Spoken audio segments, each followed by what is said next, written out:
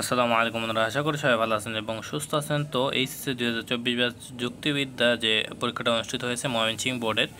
ঘ সেটের যে প্রশ্নটা রয়েছে সেটা নিয়ে চলে আসলাম আপনার মাঝে। তো এখানে আপনার 1 নম্বর অ্যান্সারটা হবে ঘ,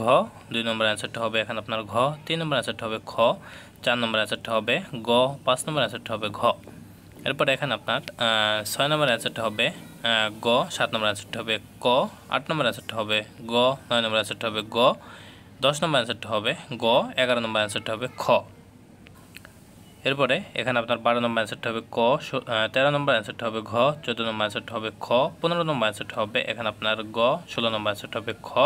17 নম্বর অ্যান্সারটা হবে গ, 18 নম্বর অ্যান্সারটা হবে এখানে আপনার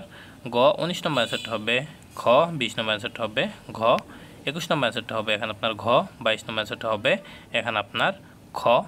এরপরে এখানে আপনার 23 নম্বর অ্যান্সারটা হবে ঘ, 24 নম্বর অ্যান্সারটা হবে ঘ, 25 নম্বর অ্যান্সারটা হবে ক, 26 নম্বর অ্যান্সারটা হবে ক, 27 নম্বর অ্যান্সারটা হবে এখানে আপনার হচ্ছে গ, 28 নম্বর অ্যান্সারটা হবে ঘ, 29 নম্বর অ্যান্সারটা হবে ক, 30 নম্বর অ্যান্সারটা হবে ক।